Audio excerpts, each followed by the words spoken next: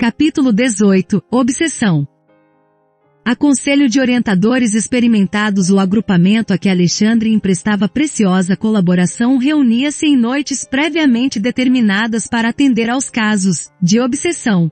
Era necessário reduzir tanto quanto possível a heterogeneidade vibratória do ambiente, o que compelia a direção da casa a limitar o número de encarnados nos serviços de benefício espiritual. Semelhante capítulo de nossas atividades impressionava-me fortemente, razão porque depois de obter a permissão de Alexandre para acompanhá-lo ao trabalho, interroguei-o com a curiosidade de sempre. Todo obsidiado é um médium na acepção legítima do termo? O instrutor sorriu e considerou. Médiuns, meu amigo, inclusive nós outros os desencarnados, todos o somos em vista de sermos intermediários do bem que procede de mais alto quando nos elevamos, ou portadores do mal colhido nas zonas inferiores quando caímos em desequilíbrio. O obsidiado, porém, acima de médium de energias perturbadas, é quase sempre um enfermo representando uma legião de doentes invisíveis ao olhar humano. Por isto mesmo constitui em todas as circunstâncias um caso especial, exigindo muita atenção, prudência e carinho. Lembrando as conversações ouvidas entre os companheiros encarnados, cooperadores assíduos do esforço de Alexandre e outros instrutores, acrescentei: pelo que me diz, compreendo as dificuldades que envolvem os problemas alusivos à cura. Entretanto, recordo-me do otimismo com que nossos amigos comentam a posição dos obsidiados que serão trazidos a tratamento. O generoso mentor fixou um sorriso paternal e observou: eles por enquanto não podem ver senão o ato presente do drama multissecular de cada um. Não ponderam que obsidiado e obsessor são duas almas a chegarem de muito longe, extremamente ligadas nas perturbações que lhes são peculiares. Nossos irmãos na carne procedem acertadamente, entregando-se ao trabalho com alegria, porque de todo esforço nobre resulta um bem que fica indestrutível na esfera espiritual. No entanto, deveriam ser comedidos nas promessas de melhoras imediatas no campo físico e de modo algum deveriam formular julgamento prematuro em cada caso, porquanto é muito difícil identificar a verdadeira vítima com a visão circunscrita do corpo terrestre. Depois de pequena pausa, continuou: também observei o exagerado otimismo dos companheiros, vendo que alguns deles mais levianos chegavam a fazer promessas formais de cura às famílias dos enfermos. Claro que serão enormes os benefícios a serem colhidos pelos doentes. Todavia, se devemos estimar o bom ânimo, cumpre-nos desaprovar o entusiasmo desequilibrado e sem rumo. Já conhece todos os casos? Indaguei. Todos, respondeu Alexandre sem hesitar. Dos 5 que constituirão o motivo da próxima reunião, apenas uma jovem revela possibilidades de melhoras mais ou menos rápidas. Os demais comparecerão simplesmente para socorro, evitando agravo nas provas necessárias. Considerando muito interessante a menção especial que se fazia, perguntei: gozará a jovem de proteção diferente? O instrutor sorriu e esclareceu: não se trata de proteção, mas de esforço próprio. O obsidiado, além de enfermo representante de outros enfermos, quase sempre é também uma criatura repleta de torturantes problemas espirituais. Se lhe falta vontade firme para a autoeducação, para a disciplina de si mesmo, é quase certo que prolongará sua condição dolorosa além da morte. Que acontece a um homem indiferente ao governo do próprio lar? Indubitavelmente será assediado por 1001 questões no curso de cada dia e acabará vencido, convertendo-se em joguete das circunstâncias. Imagine agora que esse homem indiferente esteja cercado de inimigos que ele mesmo criou, adversários que lhe espreitam os menores gestos tomados de sinistros propósitos. Na maioria das vezes, se não desperta para as realidades da situação, empunhando as armas da resistência e valendo-se do auxílio exterior que lhe é prestado pelos amigos, é razoável que permaneça esmagado. Está a definição da maior percentagem dos casos espirituais de que estamos tratando. Não representa, porém, a característica exclusiva das obsessões de ordem geral. Existem igualmente os processos laboriosos de resgate em que, depois de afastados os elementos da perturbação e da sombra, perseveram as situações expiatórias. Em todos os acontecimentos dessa espécie, porém, não se pode prescindir da adesão dos interessados diretos na cura. Se o obsidiado está satisfeito na posição de desequilíbrio, há que esperar o término de sua cegueira, a redução da rebeldia que lhe é própria, ou o afastamento da ignorância que lhe oculta a compreensão da verdade. Ante obstáculos dessa natureza, embora sejamos chamados com fervor por aqueles que amam particularmente os enfermos, nada podemos fazer senão semear o bem para a colheita do futuro sem qualquer expectativa de proveito imediato.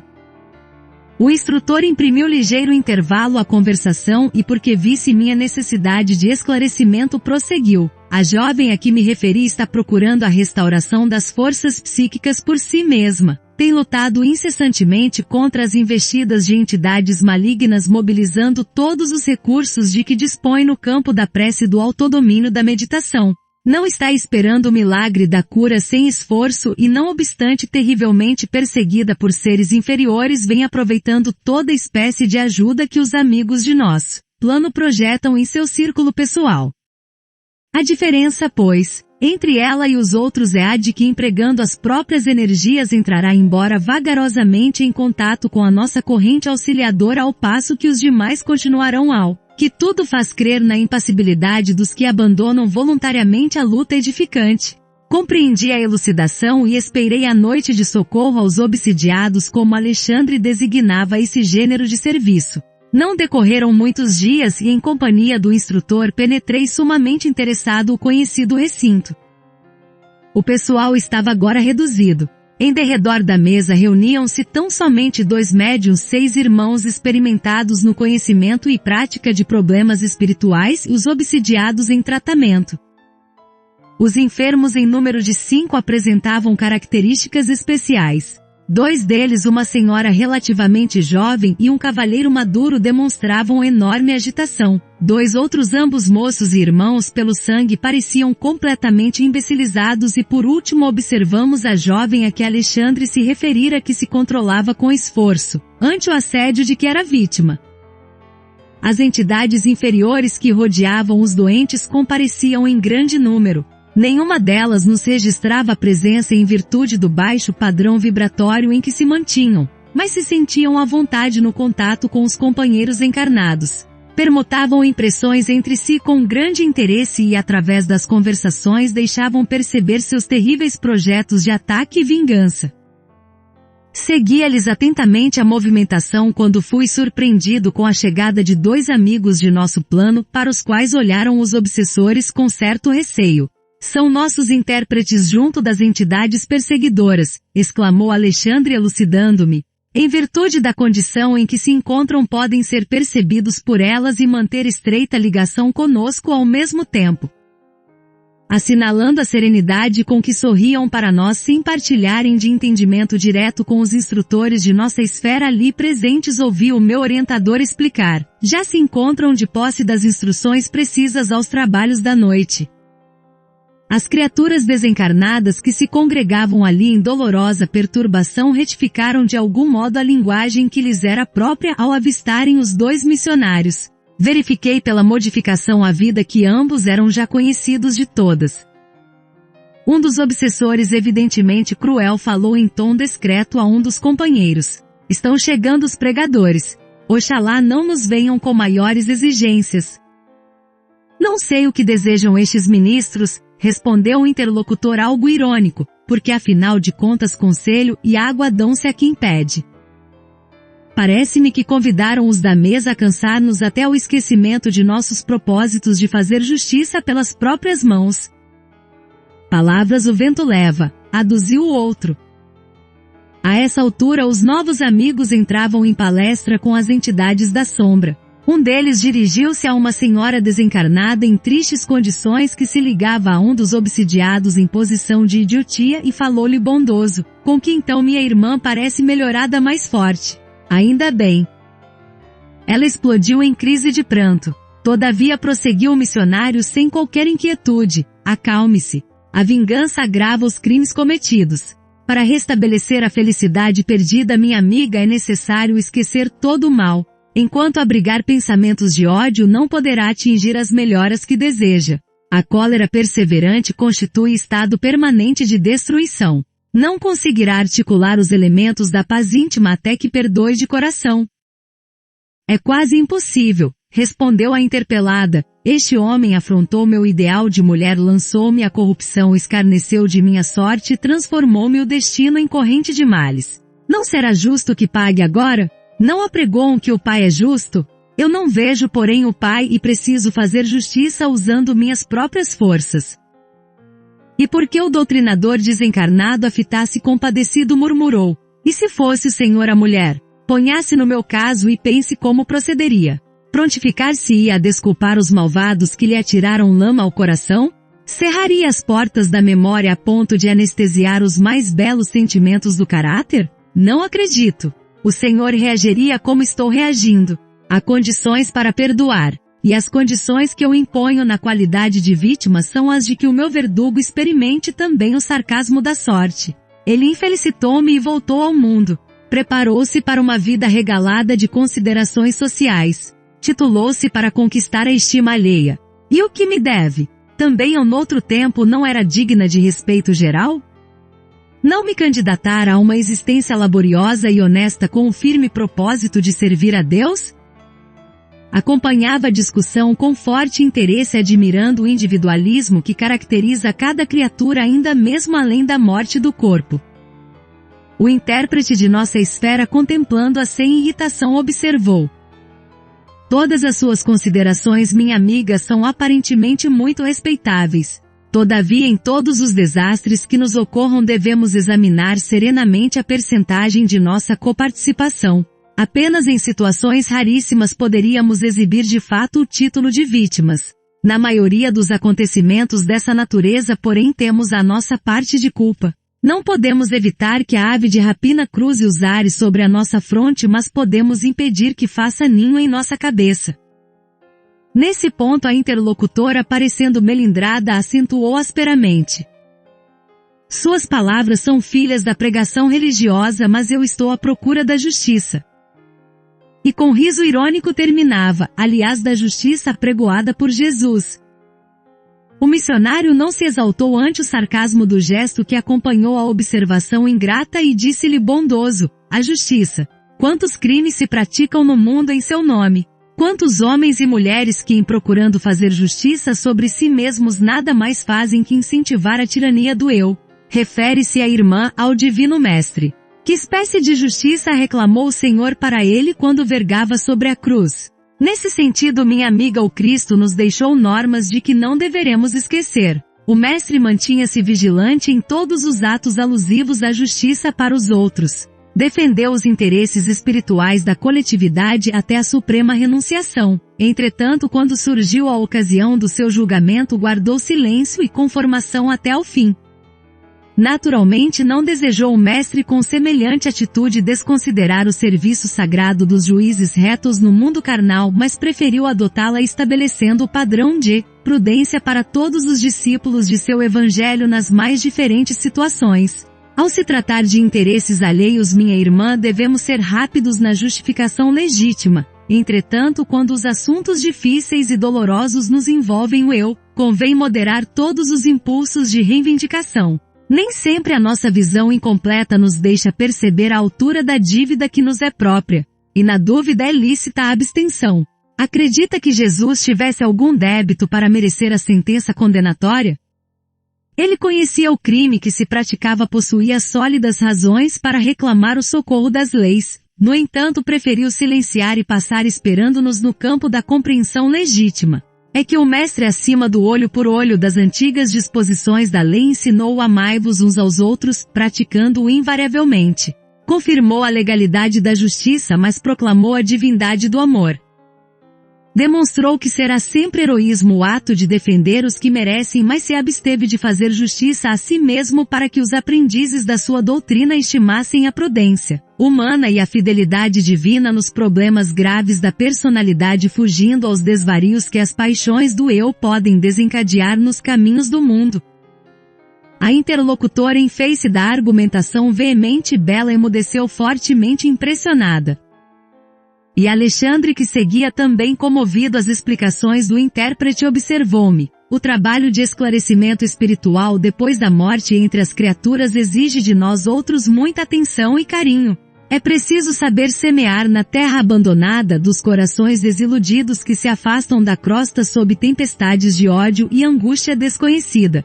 Diz o livro sagrado que no princípio era o Verbo. Também aqui diante do caos desolado dos espíritos infelizes é necessário utilizar o Verbo no princípio da verdadeira iluminação. Não podemos criar sem amor e somente quando nos preparamos devidamente edificaremos com êxito para a vida eterna. Silenciando a entidade que fora criteriosamente advertida, passei a observar a senhora ainda jovem que se mostrava sob irritação forte no recinto preocupando os amigos encarnados. Diversos perseguidores invisíveis à perquirição terrestre mantinham-se ao lado dela impondo-lhe terríveis perturbações, mas de todos eles sobressaia um obsessor infeliz de maneiras cruéis. Colara-se-lhe ao corpo em toda a sua extensão, dominando-lhe todos os centros de energia orgânica. Identificava a luta da vítima que buscava resistir quase inutilmente. Meu bondoso orientador percebeu-me a estranheza e explicou: este André representa um caso de possessão completa.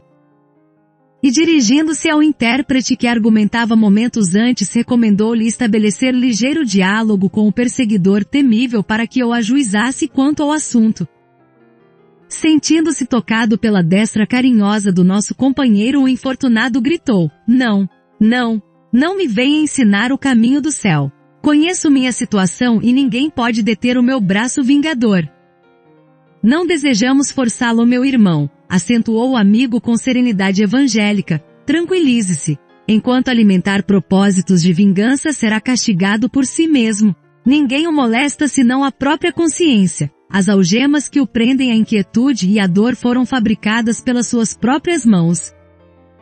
Nunca, bradou o desventurado, nunca. E ela? Fez acompanhar a pergunta de horrível expressão e continuou: o senhor que prega a virtude justifica a escravidão de homens livres?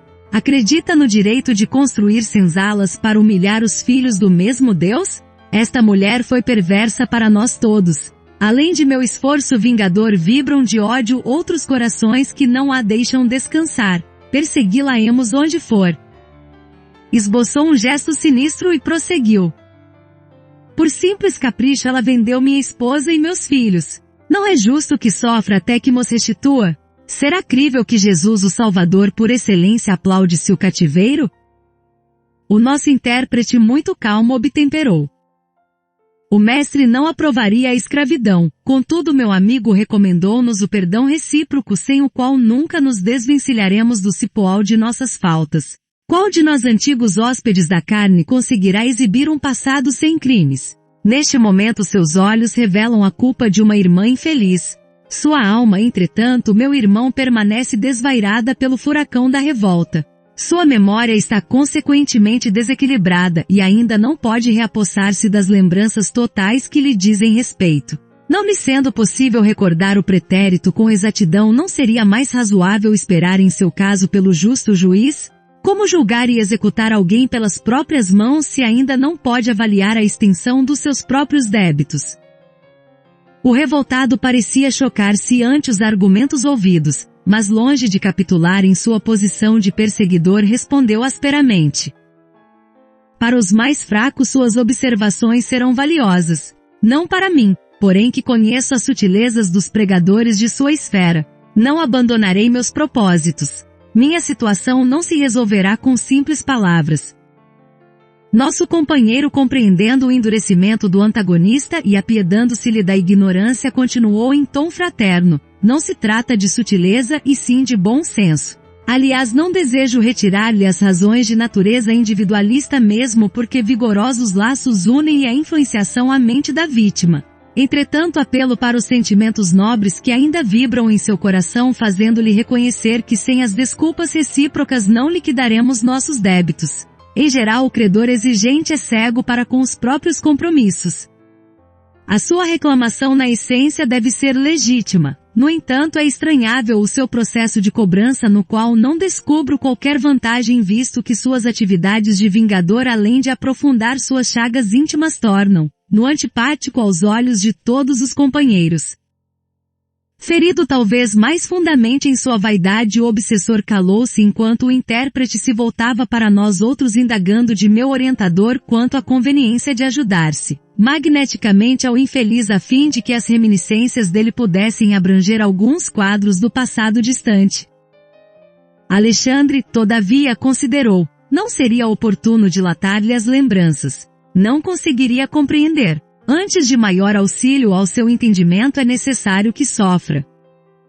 Aproveitando a pausa mais longa que se fizera entre todos, observei detidamente a pobre obsidiada. Cercada de entidades agressivas, seu corpo tornará-se como que a habitação do perseguidor mais cruel. Ele ocupava-lhe o organismo desde o crânio até os pés, impondo-lhe tremendas reações em todos os centros de energia celular. Fios tenuíssimos mas vigorosos uniam-nos ambos, e ao passo que o obsessor nos apresentava um quadro psicológico de satânica lucidez, a desventurada mulher mostrava aos colaboradores encarnados a imagem oposta, revelando angústia e inconsciência. Salvem-me do demônio! Salvem-me do demônio! Gritava sem cessar, comovendo os companheiros em torno da mesa humilde. Oh, meu Deus, quando terminará meu suplício? Olhos desmesuradamente abertos como a fixar os inimigos invisíveis, a observação comum bradava angustiosamente após ligeiros instantes de silêncio. Chegaram todos do inferno. Estão aqui! Estão aqui! Ai! Ai! Seus gemidos semelhavam-se a longos silvos estertorosos. Atendendo-me à expectação, esclareceu o instrutor. Esta jovem senhora apresenta doloroso caso de possessão. Desde a infância era perseguida pelos adversários tenazes de outro tempo. Na vida de solteira, porém no ambiente de proteção dos pais, ela conseguiu de algum modo subtrair-se à integral influenciação dos inimigos persistentes, embora lhe sentisse a atuação de maneira menos perceptível. Sobrevindo, no entanto, as responsabilidades do matrimônio, em que na maioria das vezes a mulher recebe maior quinhão de sacrifícios, não pôde mais resistir. Logo após o nascimento do primeiro filhinho, caiu em prostração mais intensa, oferecendo oportunidade aos desalmados perseguidores, e desde então experimenta penosas provas. Ia expor novas questões que o assunto suscitava, mas o instrutor amigo fez-me ver que a reunião de auxílio por parte dos encarnados teria início naquele mesmo instante. Precisávamos manter o concurso vigilante da fraternidade. Observei agradavelmente surpreendido as emissões magnéticas dos que se reuniam ali em tarefa de socorro, movidos pelo mais santo impulso de caridade redentora. Nossos técnicos em cooperação avançada valiam-se do fluxo abundante de forças benéficas, improvisando admiráveis recursos de assistência não só aos obsidiados, mas também aos infelizes perseguidores. De todos os enfermos psíquicos, somente a jovem resoluta a que nos referimos conseguia aproveitar nosso auxílio 100%. Identificava-lhe o valoroso esforço para reagir contra o assédio dos perigosos elementos que a cercavam. Envolvida na corrente de nossas vibrações fraternas, recuperara a normalidade orgânica absoluta, embora em caráter temporário. Sentia-se tranquila, quase feliz. Apesar de manter-se em trabalho ativo, Alexandre chamou-me a atenção assinalando o fato. Esta irmã, disse o orientador, permanece de fato no caminho da cura. Percebeu a tempo que a medicação, qualquer que seja, não é tudo no problema da necessária restauração do equilíbrio físico. Já sabe que o socorro de nossa parte representa material que deve ser aproveitado pelo enfermo desejoso de restabelecer-se. Por isso mesmo desenvolve toda a sua capacidade de resistência colaborando conosco no interesse próprio. Observe. Efetivamente, sentindo-se amparada pela nossa extensa rede de vibrações protetoras, a jovem emitia vigoroso fluxo de energias mentais, expelindo todas as ideias malsãs que os desventurados obsessores lhe haviam depositado na mente, absorvendo em seguida os pensamentos regeneradores e construtivos que a nossa influenciação lhe oferecia. Aprovando-me o minucioso exame com um gesto significativo, Alexandre tornou a dizer: apenas o doente convertido voluntariamente em médico de si mesmo atinge a cura positiva. No doloroso quadro das obsessões, o princípio é análogo. Se a vítima capitula sem condições ante o adversário, entrega-se-lhe totalmente e torna-se possessa após transformar-se em autômato à mercê do perseguidor. Se possuir vontade frágil e indecisa, habitua-se à persistente atuação dos verdugos e vicia-se no círculo de irregularidades de muito difícil corrigenda porquanto se converte, aos poucos, em polos de vigorosa atração mental aos próprios algozes. Em tais casos, nossas atividades de assistência estão quase circunscritas a meros trabalhos de socorro, objetivando resultados longínquos. Quando encontramos, porém, um enfermo interessado na própria cura, valendo-se de nossos recursos para aplicá-los à edificação interna, então podemos prever triunfos imediatos. Calando-se, o instrutor prosseguia observando os serviços que se desenrolavam no recinto. O doutrinador encarnado, companheiro de grande e bela sinceridade, era o centro de um quadro singular. Seu tórax convertera-se num foco irradiante e cada palavra que lhe saía dos lábios semelhava-se a um jato de luz alcançando diretamente o alvo, fosse ele os ouvidos perturbados dos enfermos ou o coração dos perseguidores cruéis. Suas palavras eram co-efeito de uma simplicidade encantadora, mas a substância sentimental de cada uma assombrava pela sublimidade, elevação e beleza. Reparando-me a estupefação, Alexandre veio em meu socorro esclarecendo. Estamos aqui numa escola espiritual. O doutrinador humano encarrega-se de transmitir as lições. Você pode registrar, porém, que para ensinar com êxito não basta conhecer as matérias do aprendizado e ministrá-las. Antes de tudo é preciso senti-las e viver-lhes a substancialidade no coração. O homem que apregou ao bem deve praticá-lo, se não deseja que as suas palavras sejam carregadas pelo vento como simples eco de um tambor vazio. O companheiro que ensina a virtude vivendo-lhe as grandezas em si mesmo tem o verbo carregado de magnetismo positivo, estabelecendo edificações espirituais nas almas que o ouvem. Sem essa característica, a doutrinação quase sempre é vã. Vendo o quadro expressivo analisado pelos esclarecimentos do instrutor, compreendi que o contágio pelo exemplo não constitui fenômeno puramente ideológico, mas sim que é um fato científico nas manifestações magnético-mentais. Com exceção da pobre irmã que se encontrava possessa, os demais obsidiados naqueles momentos ficavam livres da influência direta dos perseguidores. Entretanto, menos a jovem que reagia valorosamente, os outros apresentavam singular inquietude, ansiosos de se reunirem de novo ao campo de atração dos algozes. Auxiliares nossos haviam arrebatado os verdugos, expulsando-os daqueles corpos enfermos e atormentados. Todavia, os interessados nas melhoras físico-psíquicas primavam pela ausência íntima, conservando-se a longa distância espiritual dos ensinamentos que o doutrinador encarnado ao influxo dos mentores de mais alto ministrava com admirável sentimento. A atitude deles era de insatisfação e ansiedade. Dir-se-ia que não suportavam a separação dos obsessores invisíveis.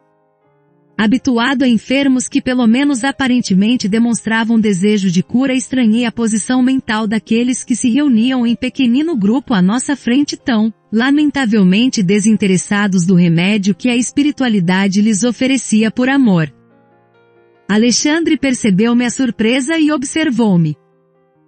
Em geral, 90% dos casos de obsessão que se verificam na crosta constituem problemas dolorosos e intricados. Quase sempre o obsidiado padece de lastimável cegueira com relação à própria enfermidade. E porque não atende ao chamamento da verdade pela cristalização personalista, torna-se presa fácil e inconsciente, embora responsável de perigosos inimigos das zonas de atividades grosseiras. Comumente verificam-se casos dessa natureza em vista de ligações vigorosas e profundas pela afetividade mal dirigida ou pelos detestáveis laços do ódio que em todas as circunstâncias é a confiança desequilibrada convertida em monstro. O orientador amigo fez longa pausa verificando os trabalhos em curso, mas como quem desejasse socorrer-me com lições inesquecíveis na luta prática, prosseguiu apesar das absorventes obrigações da hora. Por este motivo, André, ainda mesmo para o psiquiatra esclarecido à luz do espiritismo cristão, a maioria dos casos desta ordem é francamente desconcertante. Em virtude dos ascendentes sentimentais, cada problema destes exige solução diferente. Além disso, importa notar que os nossos companheiros encarnados observam somente uma face da questão, quando cada processo desse teor se caracteriza por aspectos infinitos com vistas ao passado dos protagonistas encarnados e desencarnados. Diante do obsidiado fixam apenas um imperativo imediato, o afastamento do obsessor. Mas como rebentar de um instante para outro algemas seculares forjadas nos compromissos recíprocos da vida em comum? Como separar seres que se agarram uns aos outros ansiosamente por compreenderem que na dor de semelhante união permanece o preço do resgate indispensável? Efetivamente não faltam os casos raros embora de libertação quase instantânea. Aí porém vemos o fim de laborioso processo redentor ou então encontramos o doente que de fato faz violência a si mesmo a fim de abreviar a cura necessária. Examinando a extensão dos obstáculos ao restabelecimento completo dos enfermos psíquicos considerei. Depreende-se então que Alexandre porém não me deixou terminar. Cortando-me a frase inoportuna respondeu, já sei o que vai dizer. Verificando as dificuldades que relaciono para o seu aprendizado natural você pergunta se não será infrutífero o nosso trabalho e se não será melhor entregar o obsidiado à própria sorte. Esta observação contudo é um contrassenso. Se você estivesse na terra ainda na carne e visse um filho amado em condições pré-agônicas totalmente desenganado pela medicina humana teria coragem de abandoná-lo ao sabor das circunstâncias? Não confiaria em algum recurso inesperado da providência divina? Não aguardaria ansioso a manifestação favorável da natureza? Quem está firmemente no âmago do coração de um homem nosso irmão para dizer com certeza matemática se ele vai reagir contra o mal ou deixar de fazê-lo se pretende o repouso, ou trabalho ativo? Não podemos desse modo mobilizar qualquer argumento intelectual para fugir ao nosso dever de assistência fraterna ao ignorante sofredor. Urge atender a nossa parte de obrigação imediata compreendendo que a construção do amor é também uma obra de tempo. Nenhuma palavra, nenhum gesto ou pensamento nos serviços do bem permanece perdido. Compreendi a nobreza da observação e mantive-me em silêncio. E porque o meu orientador voltasse a cooperar ativamente nos trabalhos em andamento passei a examinar os doentes psíquicos enquanto o doutrinador terreno prosseguia em sua luminosa tarefa de evangelização. A jovem que reagia contra a perigosa atuação dos habitantes das sombras demonstrava regular normalidade em seu aparelho fisiológico. Semelhava-se a alguém que movimentava todas as possibilidades da defensiva para conservar intacto o equilíbrio da própria casa. Entretanto, os demais exibiam lamentáveis condições orgânicas. A desventurada possessa apresentava sérias perturbações desde o cérebro até os nervos lombares e sacros demonstrando completa desorganização do centro da sensibilidade além de lastimável relaxamento das fibras motoras. Tais desequilíbrios não se caracterizavam apenas no sistema nervoso, mas igualmente nas glândulas em geral e nos mais diversos órgãos. Nos demais obsidiados os fenômenos de degradação física não eram menores. 2 deles revelavam estranhas intoxicações no fígado e rins. Outro mostrava singular desequilíbrio do coração e pulmões tendendo à insuficiência cardíaca em conúbio com a pré-tuberculose avançada.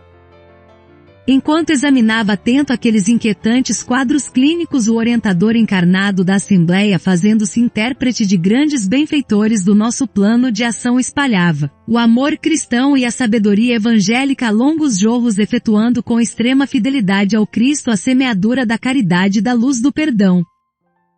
Desejando a minha elevação nas atividades construtivas Alexandre aproximou-se de mim e observou. Repare no serviço de fraternidade legítima. Não temos o milagre das transformações repentinas nem a promoção imediata aos planos mais elevados dos que se demoram no campo inferior. A tarefa é de sementeira de cuidado, persistência e vigilância. Não se quebram grilhões de muitos séculos num instante nem se edifica uma cidade num dia. É indispensável desgastar as algemas do mal com perseverança e praticar o bem com ânimo evangélico. Os serviços iam a termo.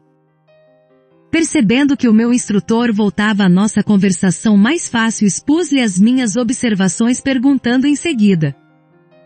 Ante os distúrbios fisiológicos que me foi dado verificar nos enfermos psíquicos devo considerá-los como doentes do corpo também? Perfeitamente, asseverou o instrutor, o desequilíbrio da mente pode determinar a perturbação geral das células orgânicas. É por este motivo que as obsessões quase sempre se acompanham de característicos muito dolorosos. As intoxicações da alma determinam as moléstias do corpo. Antes que eu pudesse voltar a perguntas, percebi que a reunião estava sendo definitivamente encerrada por parte dos amigos da crosta. Interrompera-se a cadeia magnética defensiva. Notei surpreendido que a jovem resoluta e firme na fé alcançara melhoras consideráveis enquanto a possessa ia retirar-se com a situação inalterada. Reparei os 3 outros enfermos. Tão logo se quebrou a corrente de vibrações benéficas ali estabelecida, voltaram a atrair intensamente os verdugos invisíveis a cuja influenciação se haviam habituado, demonstrando escasso aproveitamento. Valendo-me da hora, cerquei-me de Alexandre para não perder as suas lições alusivas ao assunto e indaguei. Como atingir as conclusões finais no tratamento aos obsidiados? Ele sorriu e respondeu: em todas as nossas atividades de socorro há sempre imenso proveito, ainda mesmo quando a sua extensão não seja perceptível ao olhar comum.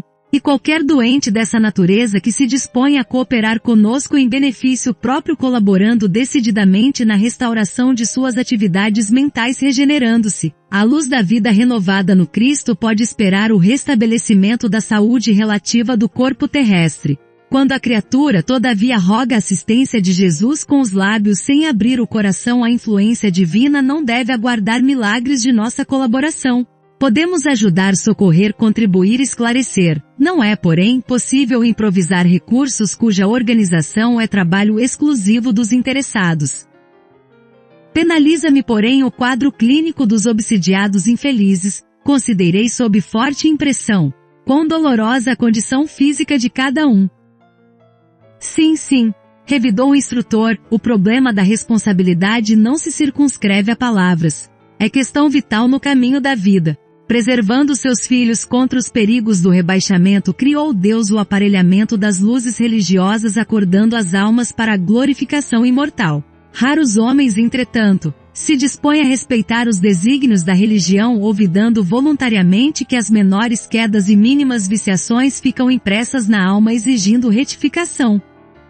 Você está observando aqui alguns pobres obsidiados em processo positivo de tratamento, mas esquece que inúmeras criaturas ainda na carne, não obstante informadas pela religião quanto às necessidades do espírito, se deixam empolgar pelo apego vicioso ao campo de sensações de vária ordem, contraindo débitos, assumindo compromissos pesados e arrastando companheiros outros em suas aventuras menos dignas, forjando laços fortes para os dolorosos dramas de obsessão do futuro. E depois de sorrir paternalmente acrescentou: que deseja você? É certo que devemos trabalhar tanto quanto esteja ao nosso alcance pelo bem do próximo, todavia não podemos exonerar os nossos semelhantes das obrigações contraídas. O servo fiel não é aquele que chora ao contemplar as desventuras alheias, nem o que as observa de modo impassível a pretexto de não interferir no labor da justiça. O sentimentalismo doentio e a frieza correta não edificam o bem. O bom trabalhador é o que ajuda sem fugir ao equilíbrio necessário, construindo todo o trabalho benéfico que esteja ao seu alcance, consciente de que o seu esforço traduz a vontade divina. Alexandre não podia ser mais claro. Compreendi-lhe o esclarecimento instrutivo, mas notando a saída dos enfermos sob o amparo vigilante dos familiares que os aguardavam à porta, voltei a indagar. Meu amigo, e se conseguíssemos o afastamento definitivo dos perseguidores implacáveis? Na qualidade de antigo médico do mundo, reconheço que estes doentes psíquicos não trazem as enfermidades de que são portadores circunscritas à mente. Com exceção da jovem que reage valorosamente, os demais revelam estranhos desequilíbrios do sistema nervoso, com distúrbios no coração, fígado, rins e pulmões. Admitamos que fosse obtida a conversão dos verdugos que os atormentam. Voltariam depois disto à normalidade orgânica? Alcançariam um retorno à saúde completa? Alexandre meditou alguns momentos antes de responder e asseverou em seguida: André, o corpo de carne é como se fora um violino entregue ao artista, que nesse caso é o espírito reencarnado. Torna-se indispensável preservar o instrumento dos animálculos destruidores e defendê-los contra ladrões. Observou a jovem que tudo faz por guardar-se do mal? tem estado a cair sob os golpes dos perseguidores que lhe assediam impiedosamente o coração. Entretanto, como alguém que atravessa longa e perigosa senda sobre o abismo confiante em Deus, ela tem recorrido à prece incessantemente, estudando a si mesma e mobilizando as possibilidades de que dispõe para não perturbar a ordem dentro dela própria. Na tentação de que é vítima, tem essa irmã a aprovação que a redime.